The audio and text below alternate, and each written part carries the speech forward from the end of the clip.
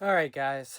So I'm sure most of you know James Van Der Beek passed away a little time ago, probably about 2 weeks at this point. So I felt like I should do a little, you know,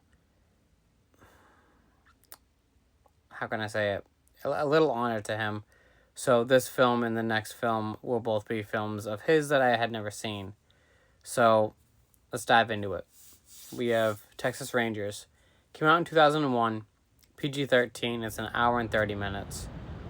As you can tell just by the cover, the cast is what the fuck were they thinking? You have Usher in this film, you have Dylan McDermott, you have James Van Der Beek, you have Ashton Kutcher, you have Rachel Lee Cook. The film is just like, what the actual fuck?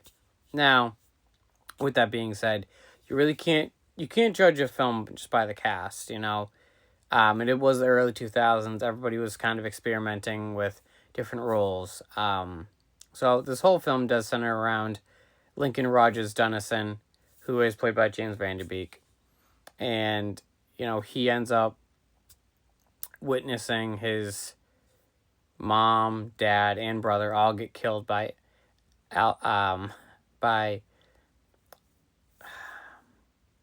John Kingfisher, who is an outlaw, a bandit, he's played by Alfred Molina. He plays one hell of a bad guy, I'll tell you that.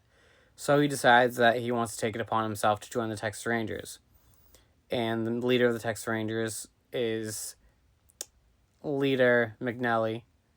And they don't really hit it off right off the bat, but they have a lot of similarities. And the film is absolutely, it's not, I wouldn't say outstanding, but it's definitely a good watch. You sit here going back and forth, just watching the Texas Rangers trying to free up their country and doing what they need to do to make lives safer for their families. And, just the chemistry between Van Der Beek and McDermott is absolutely outstanding. Even how well Kutcher does in this film, if you like Westerns, you'll like this film. If you just love, a good story, you'll enjoy this film. Now, IMDb gave it a 5.3 out of 10. Again, I don't fucking agree with them.